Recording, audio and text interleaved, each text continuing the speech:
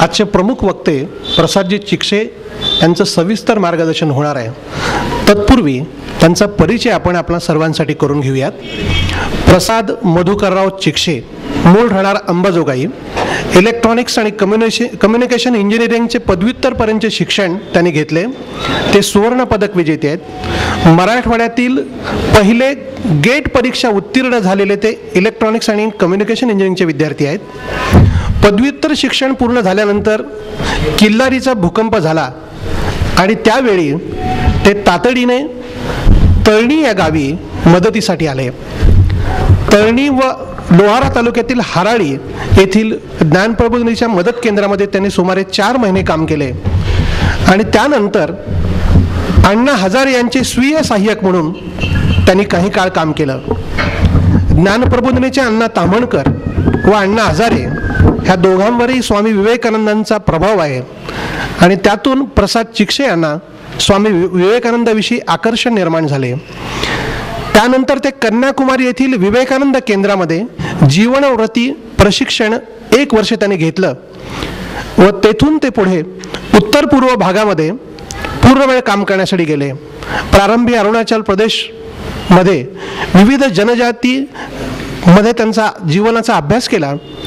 त्यानंतर त्या ठिकाणी विवेकानंद केंद्रांच्या माध्यमातून ज्या शाळा चालतात तिथे शिक्षणाधिकारी म्हणूनही त्यांनी 2 वर्ष काम केलं. APJ अब्दुल कलाम यांनी विजन 2020 हे जे निर्माण केलं होतं त्यात नॉर्थ ईस्टचे सदस्य म्हणून चिक्षे यांनी काम पाहिलं. 1999 साली ते पुन्हा अंबाजोगाईला परत आले आणि जानेवारी 2000 पासून अंबाजोगाई येथे ज्ञान प्रबोधिनीचे काम ते करतात. त्यांना आत्तापर्यंत त्यांनी केलेल्या कामाबद्दल अनेक पुरस्कार मिळाले आहेत. त्यात नातू फाउंडेशन पुणे यांचा सेवाश्री पुरस्कार, कोटी भास्कर प्रतिष्ठानचा पुरस्कार, अशा अनेक पुरस्कारांना ते सन्मानित आहेत. विवेकानंदांच्या जीवनाचे ते अभ्यासक आहेत, अतिशय उत्तम वक्ते आहेत. त्यांचं भाषण ऐकल्यानंतर आपल्याला त्याची प्रचिती येईल. त्यांचा अधिक परिचय त्यांच्या व्याख्यानातून होईल. मी त्यांना विनंती करतो की त्यांनी व्याख्यानाला प्रारंभ करावा. नमस्कार. तुम्ही माझ्या पाठीशी भाषणाची मी तयारी करतोय.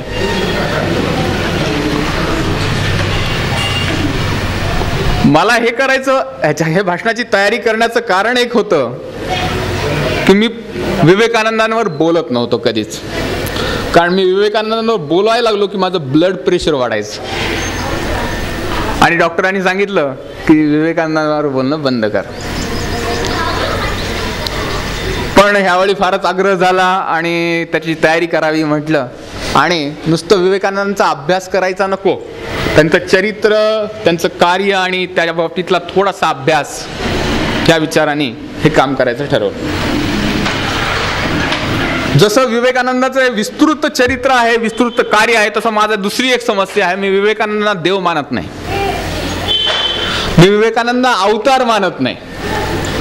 त्यामुळे भावनिक होऊन तुम्हाला एखादं ओजस्वी भाषण वक्तृत्वाने भारलेलं नेहमी जे तरुण मुलांसमोर मी करतो तसं करणं मला आज जमणार नाही. कारण ती विवेकानंदांची प्रतारणा होईल. माझं इनमीन 36 वर्ष वय आहे. कामामध्ये आता कुठे एक तप पूर्ण झालंय. माझ्यासमोर तपस्वी बसलेले आहेत. त्यांनी आयुष्य विवेकानंदांच्या विचारांवर पूर्ण व्यथित केलेलं आहे. असा कर्मयोगी पण मी नाही आहे. विवेकानंदांना समजायचं असेल तर दुसरे विवेकानंद जन्म घ्यावे लागतील असं स्वतः विवेकानंदच म्हणाले. त्यामुळे तेवढा ज्ञानी किंवा समीक्षक पण नाही आहे. त्यामुळे विवेकानंदांचं चरित्र मी तुम्हाला सांगतोय ते मी एक विवेकानंदांच्या चरित्राचा विद्यार्थी आहे म्हणून सांगतोय. मी गेल्या 25 दिवसात विवेकानंदांचा जो अभ्यास केला ते अभ्यासाची परीक्षा मी कुकडे काकांसमोर देतोय. ह्या दृष्टीने मी विवेकानंदांचं चरित्र आज आपल्या समोर सांगणार. मी जसं तुम्हाला सांगितलं की 1249 पानाचं हे चरित्र आणि हा विवेकानंदांचं चरित्र ज्यांनी पूर्ण भारताला भारावून सोडलं. आपण एखादा चरित्राचा अभ्यास करत असताना, त्या चरित्राचा विचार करत असताना नेहमी आपण असा विचार करायला पाहिजे की त्या समवयस्क, त्या समकालीन लोक त्या व्यक्तीबद्दल काय म्हणाली. म्हणून आपण पहिल्यांदा थोडंसं विवेकानंदांच्या चरित्राच्या बाबतीत अभ्यास करत असताना विवेकानंदांच्या बाबतीत जागतिक पातळीवरची, भारतीय पातळीवरची लोक काय म्हणाली हे बघू, आणि मग चरित्राकडे जाऊ, मग कार्याकडे जाऊ. भाषणाचा पूर्ण टप्पा माझा अजून एक महत्वाचा मुद्दा असणार आहे की Vivekananda he was not born. ते जन्मले नाहीत, ते बनले. त्यामुळे विवेकानंदांच्या ह्या चरित्राचा क्रम मी प्रयत्नपूर्वक असा अरेंज केला आहे की विवेकानंद घडले कसे, ते कसे शिकत गेले. ही was a common boy in the Calcutta. एक सामान्य तरुण होता आणि एक असामान्य इच्छा जर असेल तर असामान्य काम करू शकतो, ह्याचं ते मूर्तिमंत उदाहरण होते. Heroes are not born, they are made, and they are made by the thought of heroic pressure, असं सिस्टर निवेदिता म्हणतात. त्याचं मूर्तिमंत उदाहरण म्हणजे स्वामी विवेकानंद. काय नेमकं ज्यावेळी आपण त्यांचं चरित्र पाहायला लागतो तर सगळ्यात पहिल्यांदा रशियन साहित्याचा पितामह ज्याला म्हटलं जातं तो टॉल्स्टॉय विवेकानंदांबद्दल काय म्हणतो ते बघू. तो म्हणतो आधुनिक भारतातील सर्वात श्रेष्ठ तत्वज्ञ म्हणजे विवेकानंद होय. रोमारोला नावाचा फ्रेंच नोबेल लॉरेट होता साहित्याचा. तो दिलीप कुमार रॉय यांच्याशी बोलताना म्हणाला की टॉल्स्टॉयवर च्या शेवटच्या काळामध्ये विवेकानंदांचा प्रचंड प्रभाव होता. विवेकानंदांच्या विचारांनी ते भारावून गेलेले होते. एवढंच नव्हे तर टॉल्स्टॉयनी विवेकानंदांची गणना सॉक्रेटिस, प्लेटो या प्राचीन, तर कांट आणि शॉपेनहॉर ह्या आधुनिक तत्वज्ञानामध्ये केलेली होती. हाच रोमारोला भारतामध्ये आला भारताचा अभ्यास करण्यासाठी. आणि भारताचा अभ्यास करण्यासाठी म्हणून कुणाकडे जायचं तर रवींद्रनाथ टागोरांकडे गेलं पाहिजे, कारण ते पण नोबेल लॉरेट आहेत आणि प्रचंड विद्वान आहे. आणि रवींद्रनाथ टागोरांकडे रोमारोला गेला त्यावेळी ते म्हणाले, if you want to know India read Vivekananda. एका फ्रेंच नोबेल लॉरेटला भारतीय नोबेल लॉरेट म्हणतो, if you want to know India read Vivekananda. In him everything is positive, nothing is negative. हाच रोमारोलांनी विवेकानंदाचं चरित्र लिहिलं आणि त्या चरित्रात तो म्हणतो, I cannot touch this saying of his without receiving a thrill through my body like an electric shock. त्यांचे वाक्य ज्यावेळी मी वाचायला लागलो त्यावेळी माझ्या शरीरामध्ये विजेचे धक्के बसावेत असं व्हायला लागलं. आणि तो पुढे म्हणतो, what transport must have been produce when in the burning words these issues from the lips of the heroes. काय घडलं असेल ज्यावेळी स्वतः स्वामी विवेकानंद बोलत असतील. हा रोमारोला म्हणतो. रोमारोलानी स्वामीजींना फिनिक्स पक्षाची उपमा दिली की राखेतून पुनर्निर्माण करणारा हा नवनिर्मितीचा नेता होता, भारतीय नेता होता, असं त्याचं त्यांनी वर्णन केलेलं आहे. महात्माजी काय म्हणतात? महात्माजी म्हणतात, I have gone through his work very thoroughly and after having going through them the love that I had for my country become 1000 fold. 1000 पटीने माझं देशप्रेम वाढलं. गांधीजी आध्यात्मिक होते, विवेकानंद आध्यात्मिक होते, वाटणं साहजिक आहे. पण अगदी parallelly, exactly opposite, diametrically opposite असणारा माणूस सुभाषचंद्र बोस, थोडाफार कम्युनिस्ट विचाराचा. काय म्हणतो की मी जर ह्या माणसाच्या जवळ आधी भेटलो असतो तर त्यांच्या पायाचा दासच झालो असतो. आणि modern Bengal is his creation. बंगालनी काय काय गोष्टी केल्या, हिज क्रिएशन. परत विचार करता येईल आपल्याला. थोडंसं हिंदुत्वाची छटा, धार्मिक छटा सुभाषचंद्रांवर होती. त्यानंतरचे सगळ्यात महत्वाचा व्यक्ती माझ्या दृष्टीने जो खरं त्यांनी विवेकानंदांचं कार्य पुढे सुरू केलं, ते महर्षी अरविंद म्हणतात, he was a lion among the man. नरसिंह होते आणि ते आजही जिवंत आहेत ह्या मातृभूमीच्या रूपाने आणि मातृभूमीमध्ये असणाऱ्या असंख्य मुलांच्या रूपाने. आतापर्यंतची मी लोक तुम्हाला सांगितली ही साधारणतः चांगलंच बोलणारी होती. फार वास्तवाला धरून आधुनिक भारताचा विचार करणारे आपले पहिले पंतप्रधान काय म्हणतात बघू. नेहरूजी म्हणतात, he came as a tonic to the depressed and demoralized Hindu mind. Rajagopalachari तर फार पुढे जाऊन म्हणतात, he saved Hinduism and Hindus.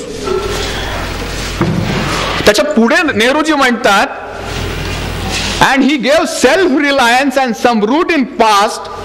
What he told is even fresh today. 1956 भाषण आहे बहुतेक हे. What he told, it is even fresh today. It is really relevant today, because what he wrote or spoke about or dealt with certain fundamental matters and aspects of our problem, not only our problem, world problem. अतिशय मूलभूत गोष्टींचा त्यांनी विचार केलेला होता आणि त्या मूलभूत गोष्टींना त्यांनी विचार केलेला.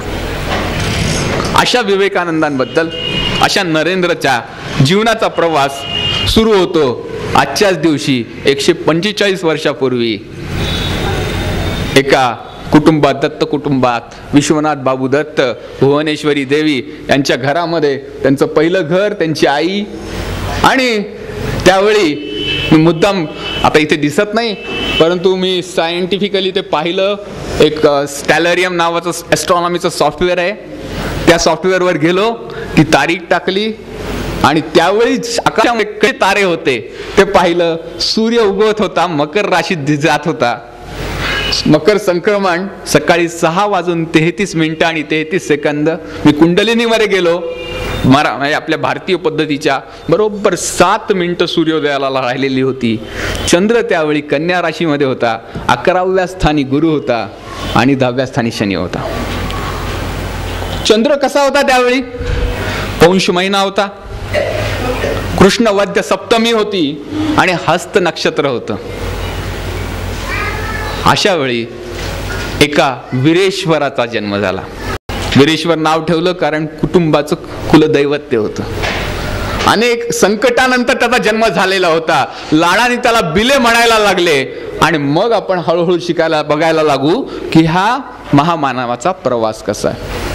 मला वाटतं ह्याच्या महामानवाच्या प्रवासामध्ये 5 महत्वाचे टप्पे आहेत. पहिला टप्पा त्यांचं घर, दुसरा टप्पा दक्षिणेश्वरचं मंदिर, तिसरा टप्पा शिला स्मारक म्हणजे जिथे शिला आहे, विवेकानंद शिला ते, त्याच्यानंतरचं कोलंबस आर्ट गॅलरी जी शिकागोमध्ये आहे ती, आणि शेवटी त्यांची समाधी.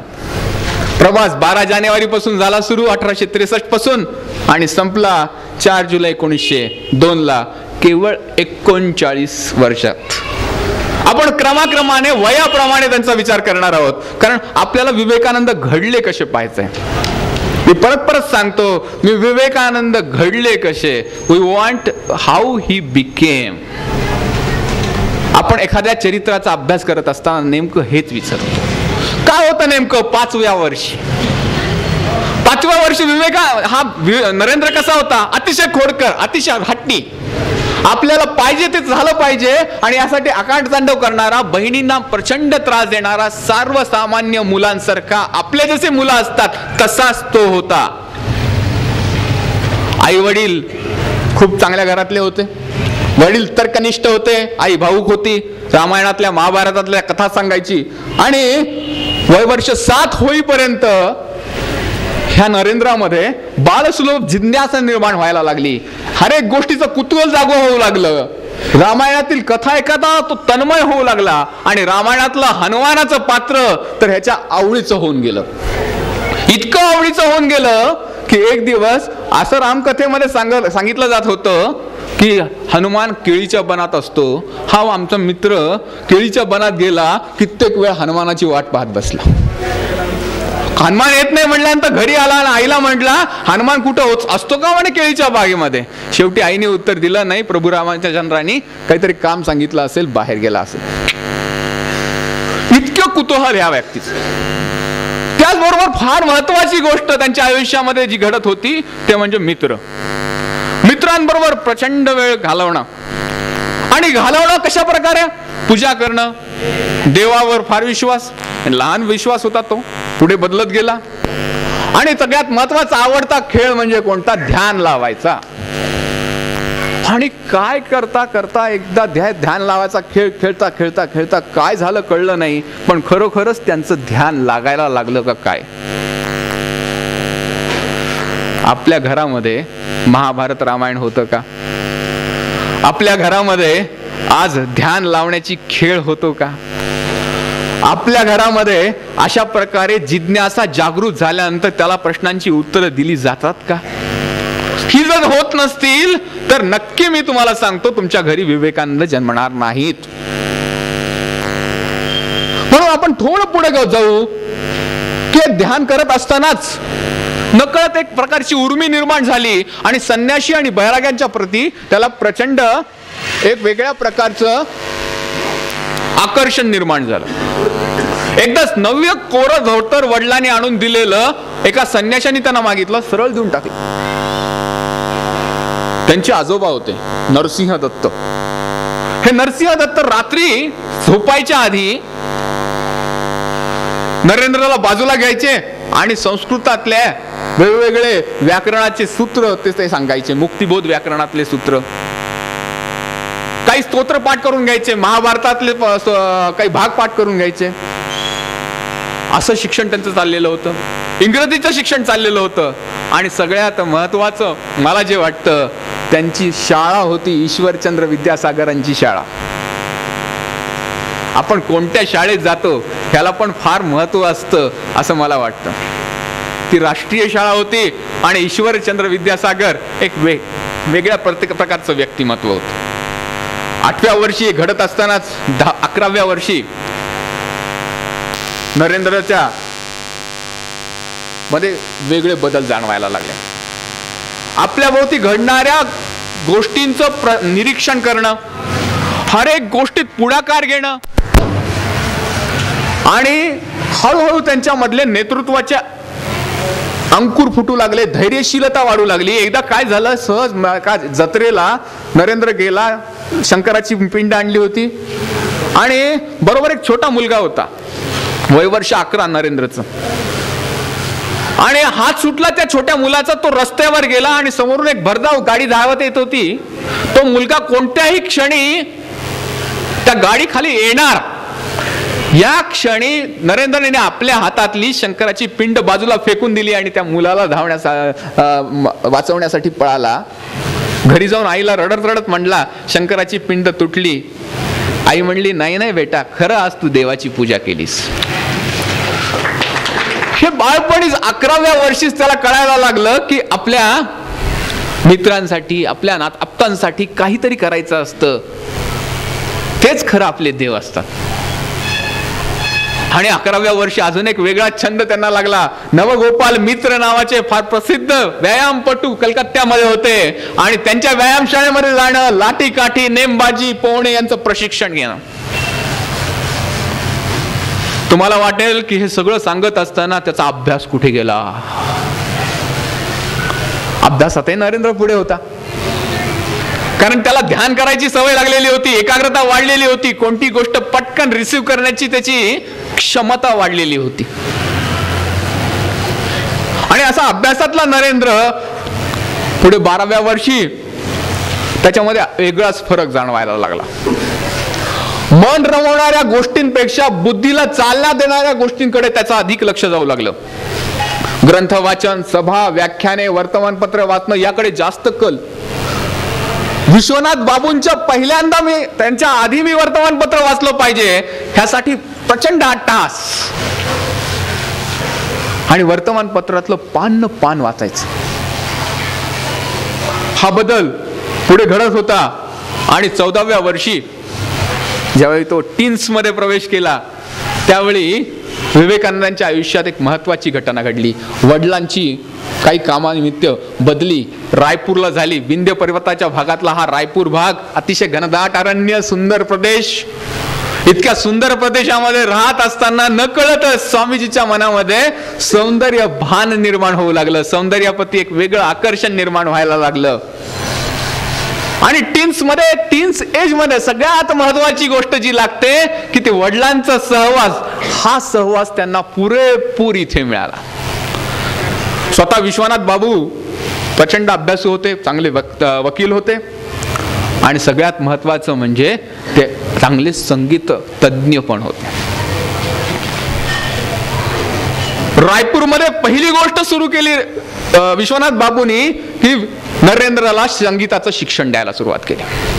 स्वामीजी पुढे म्हणतात, the purest method to reach towards God, to reach up to the God is music. आणि अतिशय सुंदर गायची. मन चलो मेरे निज निकेतन में जे गाणं गायलं स्वामीजींनी नरेंद्रांनी रामकृष्णांच्या समोर, तर रामकृष्ण भावसमाधीतच गेले. अतिशय सुंदर. त्यांचे काही चाली जर तुम्हाला मी दाखवल्या, ऐकवल्या, खंडना आरती जी रामकृष्णामध्ये म्हटली जाते, अतिशय सुंदर आरती. मन एकदमच शांत होत. काशी घोषाल कडून त्यांनी तबला वाजवायला शिकले, पखवाज वाजवायला शिकले, इतराज वाजायला शिकले. संगीताबरोबर त्यांना अजून एक खेळाची सवय लागली, बुद्धिबळ खेळायला शिकले. बुद्धिबळ विश्वनाथ बाबू दत्त फार सुंदर खेळायचे.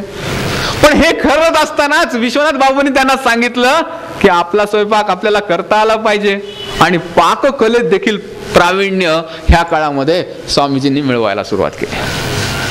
आणि जे वेस्टर्न डिसापल्स स्वामीजींचे, ते नेहमी त्यांच्या वेस्टर्न बायोग्राफीमध्ये सांगतात, स्वामीजी सुंदर खाणं तयार करायचे आणि आम्हाला खाऊ घालायचे. खाण्याचा आणि खाऊ घालण्याचा फार मस्त छंद स्वामीजींना होता. ते नेहमी म्हणायचे, स्त्रियांना पाककलेत निपुण असलंच पाहिजे, कारण पुरुषाची जिभा ही सारखी बाहेर जात असते. तिला नियंत्रण ठेवायचं असलं तर पाकशाळा चांगली पारंगत असली पाहिजे. विश्वनाथ बाबूंकडून काय शिकले विवेकानंद? नरेंद्र काय शिकला? तर सगळ्यात महत्वाची गोष्ट, विचार तर्कशुद्ध असावा. त्यासाठी आवश्यक ती भक्कम तात्विक बैठक असावी. ती सिद्ध होण्यासाठी विविध विषयांचे ज्ञान असावे. कोणत्याही विषयाबद्दल विचार करताना त्याच्या मुळाशी जाऊन विचार करावा. विश्वनाथ बाबू हे प्रत्येक गोष्टीतून नरेंद्राला ते सांगत होते. आणि एवढं सगळं केलं तरीही स्वतः विचार करून हर एक बाबतीत निर्णय घेण्याची स्वतःची सवय असली पाहिजे. स्वतः निर्णय घ्यायचा. अभ्यास सर्व स्थितीचा, देशस्थितीचा सर्वत्र झाला तरी शेवटी निर्णय मी घेणार, because I will be the responsible for it. आणि अशा प्रकारचं प्रशिक्षण विश्वनाथ बाबू आपल्या मुलाला देत होते. आजचे आई वडील काय करतात मी सांगायला नकोय. लातूर मध्ये तर नकोच नको.